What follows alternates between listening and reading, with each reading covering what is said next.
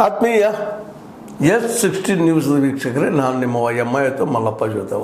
ಈ ಸಂದರ್ಭದಲ್ಲಿ ಈ ದಿನದಲ್ಲಿ ಒಂದೇ ಚುನಾವಣೆ ಒಂದೇ ರಾಷ್ಟ್ರ ಅಥವಾ ಚುನಾವಣೆ ಏಕಕಾಲಕ್ಕೆ ನಡೀಲಿ ಅನ್ನುವಂಥ ದಿಶೆಯಲ್ಲಿ ನಮ್ಮ ಪ್ರಧಾನಿ ಮೋದಿಯವರ ಕನಸು 2014ರಲ್ಲಿ ಇವರು ತೆಗೆದುಕೊಂಡು ಬಂದಂಥ ಅಜೆಂಡಾಗಳಲ್ಲಿ ಇದು ಒಂದು.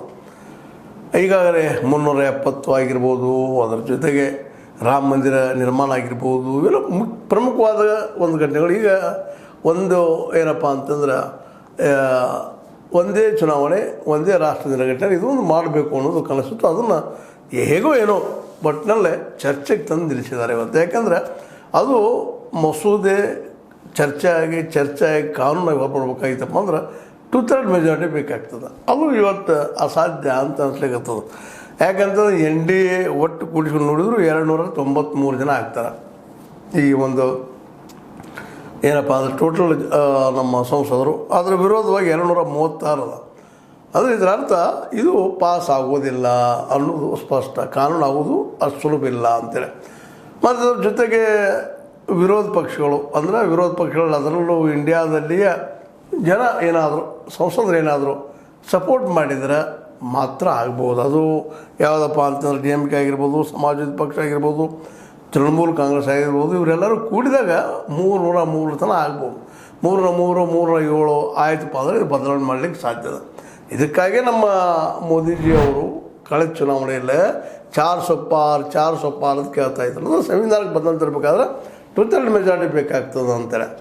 ಅದು ಮುಂದೆ ತಂದಿದ್ರೆ ಏನಾಗ್ತಿತ್ತು ಅನ್ನೋದು ಈಗಿನ ಬಿಡಿಸಿ ಹೇಳಬೇಕಾಗಿಲ್ಲ. ಈ ಕಾನೂನು ಮಾಡಲಿಕ್ಕೆ ಹೊರಟಿದ್ದು ನೋಡಿದಾಗ, ಯಾಕೆ ಇದ್ರ ಬಗ್ಗೆ ಸಾಕಷ್ಟು ಆರೋಪಗಳಿದ್ದಾವೆ ಈ ಕಾನೂನು ಬಗ್ಗೆ.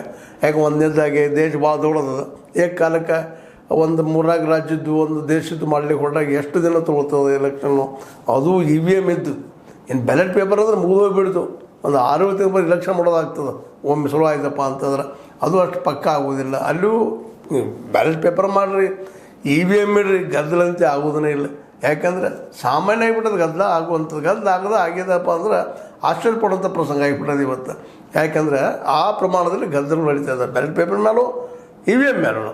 ಆದರೆ EVM ಇವತ್ತಂತೂ ಇನ್ನೂ ಸುಲಭ ಆಗ್ಯದ ಅವ್ರಿಗೆ. ಬ್ಯಾಲೆಟ್ ಪೇಪರ್ ಆದರೆ ಸ್ವಲ್ಪ ತೊಂದರೆ ಆಗ್ಬೋದು, ನಾವು ಏನೋ ಸಮಾಧಾನ ಮಾಡ್ಕೋಬೋದು ಅಷ್ಟೇ ವಿನಃ ಗದ್ದಲ ಆಗೋದಿನ್ನು ಸುಳ್ಳಲ್ಲ. ಹೀಗಾಗಿ ಇನ್ನಷ್ಟು ಇದನ್ನು ಮಾಡಿದ್ರೆ ಅಂದರೆ ಈ ಒಂದು ರಾಷ್ಟ್ರ ಒಂದು ಚುನಾವಣೆ ಮಾಡಿದರೆ ಇನ್ನೂ ಹೆಚ್ಚಿನ ಗದ್ದಲ ಆಗ್ತದೆ. ಯಾಕಂದರೆ ಏಕಕಾಲಕ್ಕೆ 100 ಕೋಟಿ ಜನರ ಒಂದು ಚುನಾವಣೆ ಮಾಡೋದಪ್ಪ ಅಂದರೆ ಅಷ್ಟು ಸುಲಭ ಸಾಧ್ಯ ಅಲ್ಲ ಅಂತ.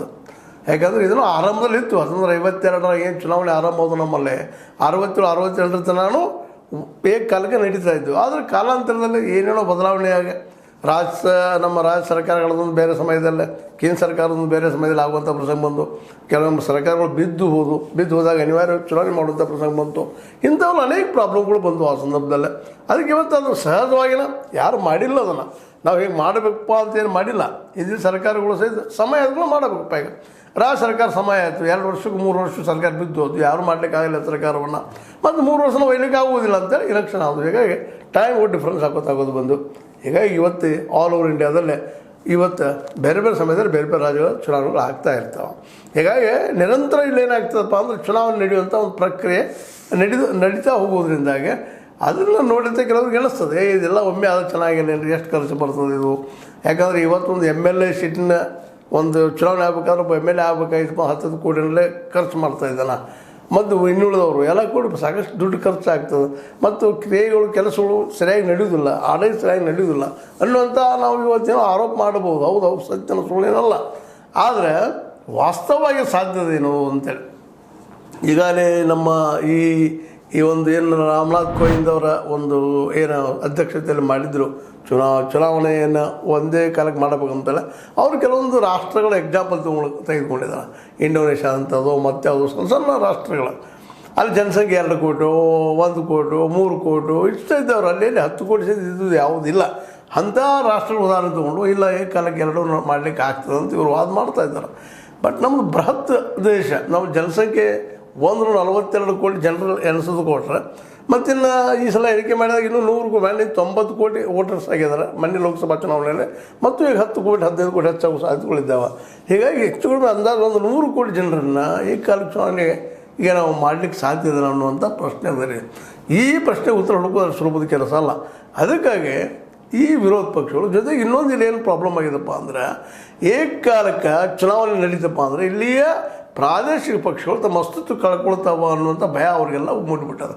ಎಲ್ಲ ಪ್ರಾದೇಶಿಕ ಪಕ್ಷಗಳಿಗೆ ನಮ್ಮ ಯಾವ ಸಮಾಜವಾದಿ ಪಾರ್ಟಿ ಆಗಿರ್ಬೋದು, ನಮ್ಮ BSP ಆಗಿರ್ಬೋದು, ಅದೇ ನಮ್ಮ ಮೇಡಮ್ ಯಾರು ಮಮತಾ ಬ್ಯಾನರ್ಜಿ ಅವರು ಅಲ್ಲೇ ತೃಣಮೂಲ ಕಾಂಗ್ರೆಸ್ಸಿಂದ ಆಗಿರ್ಬೋದು, ಹೀಗೆ ಎಲ್ಲ ನಮ್ಮ ತಮಿಳುನಾಡಿನ ಪಕ್ಷಗಳು ದ್ರವಿಡ ಅಣ್ಣಾ DMK ಜೊತೆಗೆ DMK ಇವರಲ್ಲೂ ಆಗಿರ್ಬೋದು, ಎಲ್ಲರೂ ಸಮಸ್ಯೆ ಆಗಿದೆ. ಯಾಕಪ್ಪ ಅಂತಂದ್ರೆ ಸಪೋಸ್ ಒಂದೇ ಸಮಯಕ್ಕೆ ನಡೀತಪ್ಪ ಅಂದ್ರೆ ರಾಷ್ಟ್ರೀಯ ಪಕ್ಷಗಳು ಇಲ್ಲಿ ಹಾಬಿಯಾಗಿ ಅಥವಾ ಅದ್ರ ಮೇಲೆ ಪ್ರಭಾವ ಮಾಡಿ ತಮ್ಮ ಅಸ್ತಿತ್ವವನ್ನು ಕಿತ್ಕೊಂಡು ಹೋಗ್ತಾವಪ್ಪ ಇವು ಎಲೆಕ್ಷನ್ ಅನ್ನುವಂಥ ಭಯ ಆಗಿದೆ. ಹೀಗಾಗಿ ಅವರು ಈ ಒಂದು ಎಲೆಕ್ಷನ್ ಪದ್ಧತಿಗೆ ಒಪ್ಪಿಗೆಯನ್ನು ಕೊಡ್ತಾ ಇಲ್ಲ. ಅವ್ರ ಅಸ್ತಿತ್ವದ ಪ್ರಶ್ನೆ ಅದ. ಹೀಗಾಗಿ ಇಂಡಿಯಾದ ಎಲ್ಲ ಒಂದು ಪ್ರಾದೇಶಿಕ ಪಕ್ಷಗಳು ಇಂಡಿಯಾದ ಹಿಂದೆ ಬಂದು ನಿಲ್ಲುವಂಥ ಸಾಧ್ಯತೆಗಳು ಹೆಚ್ಚಾಗಿದ್ದಾವೆ ಇವತ್ತು. ಮತ್ತು ಎಲ್ಲರೂ ಅದನ್ನು ಮಾಡಿದ್ದಾರೆ ಇವತ್ತು.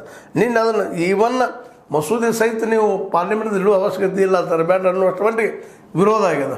ಆದರೂ ಈ ಒಂದು ಸಿಂಪಲ್ ಮೆಜಾರಿಟಿಯಿಂದ 293 ವರ್ಸಸ್ 236 ಅಂದ್ರೆ NDAಗೆ 293 ಇದಕ್ಕೆ 236 ಮತಗಳು ಬಿದ್ದು ಒಟ್ಟು ಮಸೂದೆ ಮಂಡಿಸಿದ್ದಾರೆ. ಅದು ಈಗ JPC ಹೋಗ್ಯದ, ಜಾಯಿಂಟ್ ಪಾರ್ಲಿಮೆಂಟ್ರಿ ಏನಪ್ಪ ಇದು ಕೌನ್ಸಿಲ್. ಇನ್ನು ಅಲ್ಲೇ ಹೋಗಿ ಏನು ಅದು ತೊಗೊಂಡು ಬರ್ತದೆ, ಏನೇನು ಮಾಡ್ಕೊಂಡು ಬರ್ತದೆ, ಅದು ಮುಂದಿನ ವಿಷಯ. ಅಲ್ಲಿ ಚರ್ಚೆ ಆಗಿದ ನಂತರ ಮಾಡೋಣ ಅಂತ ಹೇಳಿದ್ದಾರೆ. ಈಗಾಗಲೇ ನಮ್ಮ ಮೋದಿಯವ್ರಿಗೂ ಇದು ಅನಿಸೋದು ಪಾಸ್ ಆಗೋದಿಲ್ಲಪ್ಪ ಅಂತ. ಯಾಕಂದ್ರೆ ಟೋಟಲ್ ಮೆಜಾರಿಟಿ ಆಗಬೇಕಿಲ್ಲ. ಟೋಟಲ್ ಮೆಜಾರಿಟಿ ಅಂದರೆ 337 ಆಗಬೇಕಾಗ್ತದೆ.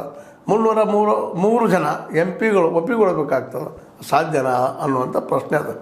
ಅದಕ್ಕಾಗಿನ ಎಲ್ಲ ನೆಲೆಯಲ್ಲಿ ನಮ್ಮ ಮೋದಿಯವರು 4 ಸೋಪಾನ ಮಾಡಿರಿ, ಸಂವಿಧಾನ ಬದಲು ಮಾಡೋಣ ಅಂತ ಅಭಿಲಾಷೆಯನ್ನು ವ್ಯಕ್ತ ಮಾಡಿದರು. ಆ ಸಂದರ್ಭದಲ್ಲಿ ರಾಹುಲ್ ಗಾಂಧಿಯವರು ಸಂವಿಧಾನ ಹಿಡ್ಕೊಂಡು ಹೊರಟುಬಿಟ್ರು. ಇದು ಬದಲಾದ್ರೆ ಇಲ್ಲಿ OBCಗಳಿಗೆ, ಇಲ್ಲಿ SC STಗಳಿಗೆ, ಇಲ್ಲಿ ಮೈನಾರಿಟಿಗಳಿಗೆ ಭವಿಷ್ಯ ಇಲ್ಲ ಅನ್ನುವಂಥದ್ದನ್ನು ಜನರಿಗೆ ಮನವರಿಕೆ ಮಾಡುವಲ್ಲಿ ಭಾಳಷ್ಟು ಯಶಸ್ವಿ ಆದರು. ಏನೋ ಸ್ವಲ್ಪ ಆಗಿತ್ತಪ್ಪ ಅಂದ್ರೆ ಮುಗಿದು ಹೋಗಿತ್ತು, ಪೂರ್ತಿ BJP ಮನೆಗೆ ಹೋಗುವಂಥ ಪ್ರಸಂಗ ಇತ್ತು. ಅದೇನೋ ಉಳಿದದ ಇವತ್ತು. ಅದಕ್ಕೆ ಮತ್ತೆ ಸಂವಿಧಾನ ಹಿಡ್ಕೊಂಡು ಮಾತಾಡ್ತಾ ಇದ್ದಾರೆ ಮೋದಿಯವರು.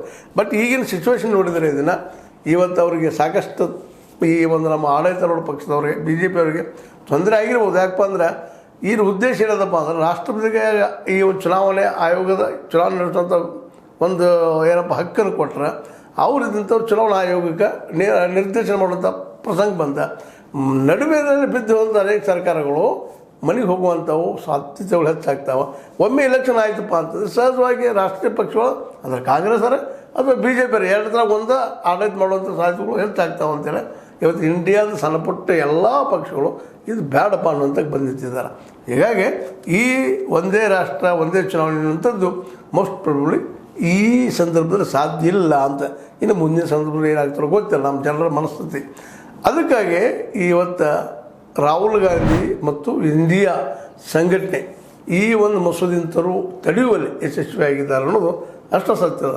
ತಪ್ಪಿ ಏನಾದರೂ 4 ಸೋಪಾನ ಆಗಿತ್ತಪ್ಪ ಅಂತಂದ್ರೆ ಮೋದಿ ಅವರು ನಿಶ್ಚಿತವಾಗಿ ಸಂವಿಧಾನ ತಿದ್ದುಪಡಿ ತರ್ತಿದ್ರು ಅಂತೇಳಿ ಇವತ್ತು ಇಂಡಿಯಾ ಗಠಬಂಧನದವರು ಸಂಘಟನೆಯವರು ಮಾತಾಡ್ಕೊಳ್ತಾ ಇದ್ದಾರೆ, ಹೇಳ್ತಾ ಇದ್ದಾರೆ ಜನರಲ್ಲಿ. ಇಲ್ಲಪ್ಪ ಇದು ಸಂಸದೀಯ ವ್ಯವಸ್ಥೆಯಲ್ಲಿ ನಾವು ಪ್ರಜಾಪ್ರಭುತ್ವ ಇರ್ತದೆ, ಇದು ಹೋದಂದ್ರೆ ಇದು ಡಿಕ್ಟೇಟರ್ ಆಗ್ತದೆ, ಸರ್ವಾಧಿಕಾರತ್ವ ಬರ್ತದಿಲ್ಲ. ಅದಕ್ಕೆ ಈ ಒಂದು ಚುನಾವಣೆ ಒಂದು ರಾಷ್ಟ್ರ ಅನ್ನುವಂಥ ವಿಚಾರನ ಇದು ಏನಪ್ಪ ಅಂದ್ರೆ ಅನ್ಕಾನ್ಸ್ಟಿಟ್ಯೂಷನಲ್, ಸಂವಿಧಾನ ವಿರೋಧಿ ಆಗ್ಯದ. ಅಂಥ ಸಂವಿಧಾನಪ್ಪ ಇದು ನಮ್ಮದು ಸಂಸದೀಯ ಸಂವಿಧಾನ, ಇದಕ್ಕೆ ವಿರೋಧಿ ಆಗ್ಯದ. ಅದಕ್ಕಾಗಿ ಇದು ಬೇಡ ಅನ್ನುವಂಥ ಸ್ಪಷ್ಟ ಅಭಿಪ್ರಾಯ ಬಂದು ನಿಂತಿದ್ದಾರೆ. ಹೀಗಾಗಿ ಏನೂ ಆಗಲಿ ಒಟ್ಟಲ್ಲಿ ಚರ್ಚೆಗಂತೆ ಬಂದು ನಿಂತದ. ಇದು JPC ಇಂದ ಅದು ರೆಕಮೆಂಡೇಶನ್ ತೊಗೊಂಡು ಆನಂತರ ನಮ್ಮಲ್ಲಿ ಬಂದು ಚರ್ಚೆ ಆಗಿ ಈ ಮಸೂದೆ ಕಾನೂನು ಆಗಬೇಕಪ್ಪ ಅಂದ್ರೆ ಮೋಸ್ಟ್ ಪ್ರಾಬಬ್ಲಿ ಈ ಸರ್ಕಾರ ಅವಧಿ ಅದು 2000 ಏನು ನಮ್ಮದು ಈ ಪೀರಿಯಡ್ ಅದ 2004ರಿಂದ 2009ರವರೆಗೆ ಈ ಪೀರಿಯಡಲ್ಲೇ ಮೋಸ್ಟ್ಲಿ ಇದು ಪಾಸ್ ಆಗಲಿಕ್ಕಿಲ್ಲ ಅನ್ನುವಂಥ ಮಾತು.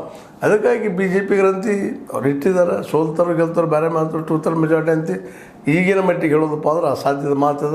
ಯಾಕಂದ್ರೆ ಸಂವಿಧಾನ ತಿದ್ದುಪಡಿ ಮಾಡೋದ್ರ ಸುಲಭದ ಕೆಲಸ ಇಲ್ಲ ಈಗಿನ ಮಟ್ಟಿಗೆ. ಅದಕ್ಕಾಗಿ ಆದರೂ ಅದನ್ನು ಜೀವಂತ ಇಡುವಂಥ ದೃಷ್ಟಿ ಇಟ್ಟುಕೊಂಡು ಮೇಲ್ಮೇಲೆ ಅದನ್ನು ಇದೊಂದು UCC ಒಂದು ಇವೆರಡುಗಳನ್ನು ಏನಾದರೂ ಮಾಡಿ ಎಲ್ಲರಿಗೂ ಸಮಾನ ಒಂದು ನಾಗರಿಕತೆ ಕೊಡುವಂಥ ಒಂದು ವಿಚಾರ ಏನೋ ಮಾತಾಡ್ತಾ ಇರ್ತಾರೆ. ಇವೆಲ್ಲ ಸುಂದರ ಕನಸುಗಳು ಇಲ್ಲಂತಲ್ಲ. ಆದರೆ ವಾಸ್ತವದಲ್ಲಿ ಇವು ನಿಧಾನಕ್ಕೆ ಒಬ್ಬ ವ್ಯಕ್ತಿ ಆಡಳಿತಕ್ಕೆ ಒಯ್ಯುವಂಥದ್ದು ಅಥವಾ ಸರ್ವಾಧಿಕಾರಿ ಆಡಳಿತಕ್ಕೆ ಒಯ್ಯುವಂಥ ಸಾಧನೆಗಳು ಅಂತೇಳಿ ಒಗ್ಗಟ್ಟಿನಿಂದ ವಿರೋಧ ಪಕ್ಷಗಳು ವಿರೋಧ ಮಾಡ್ತಾ ಇದ್ದಾರೆ. ಅದಕ್ಕೆ ಇದು ಬೇಡಪ್ಪ ಒಂದೇ ರಾಷ್ಟ್ರ ಒಂದೇ ಚುನಾವಣೆ ಅನ್ನುವಂಥದ್ದು ಯಾವ್ಯಾವ ಸಮಯ ಹೆಂಗೆ ಆಗ್ತಾ ಆ ರೀತಿ ಎಲೆಕ್ಷನ್ ಆಗಲಿ ಅನ್ನುವಂಥ ಮಾತು ಮಾತಾಡ್ತಾ ಇದ್ದಾರೆ. ಹೀಗಾಗಿ ನಮ್ಮ ಮೋದಿಯವರ ಕನಸು ಮುಂದಿನ ಚುನಾವಣೆಯವರೆಗೆ ಕನಸಾಗಿ ಉಳಿತದೇನೋ ಅನ್ನೋದು ಭಾಳಷ್ಟು ಅಭಿಪ್ರಾಯ ಆಗಿದೆ. ಮತ್ತು ಈಗಿನ ವಸ್ತುಸ್ಥಿತಿ ನೋಡಿದ್ರೆ ಅದು ಕನಸಾಗಿ ಉಳಿತದೆ. ಇಲ್ಲಪ್ಪ ಅಂದ್ರೆ ಬೇರೆ ಪಾರ್ಟಿಗಳು ಹೊಡ್ಕೊಂಡು ತಂದು ಮಾಡಿ ಈಗ ಇತಿಹಾಸದ ಬಿ ಜೆ ಪಿದು ಹಂಗೆ ಮಾಡಿದ್ರೆ ಆಗ್ಬೋದು, ಆದರೆ ಸುಲಭ ಇಲ್ಲ. ಯಾಕಂದ್ರೆ ಎಲ್ಲ ಪ್ರಾದೇಶಿಕ ಪಕ್ಷಗಳಿಗೆ ಈ ಒಂದು ಚುನಾವಣೆ ಒಂದು ರಾಷ್ಟ್ರ ಒಂದು ಅಪಾಯಕಾರಿ ಅಸ್ತ್ರ ತಮ್ಮ ವಿರುದ್ಧ ಪ್ರಯೋಗ ಆಗ್ತದಪ್ಪ ಅನ್ನೋದು ಭಯ ಇರೋದ್ರಿಂದ ಇದು ಸಾಧ್ಯ ಆಗಲಿಕ್ಕಿಲ್ಲ. ಏನೋ ಆಗಲಿ ನೋಡಿ, ಚರ್ಚೆ ಬಂದು ನಡೀತಾ ಇದೆ. ಮೈತ್ರಿಕೂಟದವ್ರು, ಇಂಡಿಯಾ ಮೈತ್ರಿಕೂಟದವ್ರು ಮಾತ್ರ ತೀವ್ರವಾಗಿ ಇದನ್ನು ವಿರೋಧ ಮಾಡ್ತಾ ಇದ್ದಾರೆ. ಮೋಸ್ಟ್ ಪ್ರಾಬಬ್ಲಿ ಇದನ್ನು ವಿರೋಧ ಮಾಡ್ತಾನೆ ಇರ್ತಾರೆ. ಯಾಕಂದರೆ JPCಯಲ್ಲೂ ಅದು ಒಪ್ಪಿಗೆ ಪಡ್ಕೊಂಬರೋದ್ರ ಸುಲಭದ ಕೆಲಸ ಅಲ್ಲ. ಒಂದೇ ಒಪ್ಪಿಗೆ ಪಡ್ಕೊಂಡು ಬಂದರೂ ಸಹಿತ ಇದು ನಮ್ಮ ಪಾರ್ಲಿಮೆಂಟ್ದಲ್ಲಿ ಪಾಸ್ ಆಗೋದು ಇನ್ನೂ ಕಷ್ಟ ಅಂತ ಹೇಳ್ತಾ, ಒಟ್ಟಿನಲ್ಲೇ ಒಂದು ರಾಷ್ಟ್ರ ಒಂದು ಚುನಾವಣೆ ತುರ್ತು ಇದು ಈ 5 ವರ್ಷಗಳಲ್ಲಿ ಅಂದರೆ ನಮ್ಮ ಮೋದಿಜಿಯವ್ರ ಪ್ರಣಾಳದಲ್ಲಿ ಅಸಾಧ್ಯ ಅಂತ ಇದು ಇವತ್ತು ಅನ್ನಿಸ್ತದೆ. ನಾಳೆ ಏನು ಚೇಂಜ್ ಆಗ್ತದೆ, ಎಷ್ಟು ಬದಲಾಗ್ತದೆ ಹೇಳಲಿಕ್ಕೆ ಸಾಧ್ಯ ಇಲ್ಲ. ಯಾಕಂದ್ರೆ ಭಾರತ ಪವಾಡಗಳ ದೇಶ ಅಂತ ಭಾಳ ಜನ ಹೇಳ್ತಿರ್ತಾರೆ. ಹಂಗೆ ಪವಾಡ ಆದರೂ ಆಗ್ಬೋದು, ಆದರೆ ಪವಾಡ ಆಗೋದು ಭಾಳ ರೇರ್ ಅಂತ ಹೇಳ್ತಾ ಇದು ಇವತ್ತಿನ ಚರ್ಚೆ. ಒಂದು ದೇಶ ಒಂದು ಚುನಾವಣೆ, ಇದು ಸರ್ವಾಧಿಕಾರತ್ವಕ್ಕೆ ದಾರಿ, ವಿರೋಧ ಪಕ್ಷಗಳ ಒಕ್ಕೊಲಿನ ಮಾತು. ಆದರೆ ಇದನ್ನು ಅಲ್ಲಗಳಿತಾರೆ ನಮ್ಮ ಏನಪ್ಪ ಅಂದ್ರೆ ಅರ್ಜುನ್ ರಾಮ್ ಮೇಘ್ವಾಲ್ ಕಾನೂನು ಸಚಿವರು. ಇವರಲ್ಲಿ ಯಾರು ಸತ್ಯ ಯಾರು ಸುಳ್ಳ ಇಲ್ಲಿ ಭವಿಷ್ಯ ಉತ್ತರ ಕೊಡುತ್ತೆ ಅಂತ ಹೇಳ್ತಾ ಲೈಕ್ ಮಾಡಿ, ಶೇರ್ ಮಾಡಿರಿ, ಕಮೆಂಟ್ ಮಾಡಿರಿ, ಜೊತೆಗೆ ಸಬ್ಸ್ಕ್ರೈಬ್ ಆಗೋದು ನಿಲ್ಲಿಸ್ಲಿಕ್ಕೆ ಹೋಗಬೇಡ ಅಂತ ಹೇಳ್ತಾ H16 ನಿಯೋಜಿತ ಸತ್ಯದ ಕೈಗಳಲ್ಲಿ ವಂದನೆಗಳು.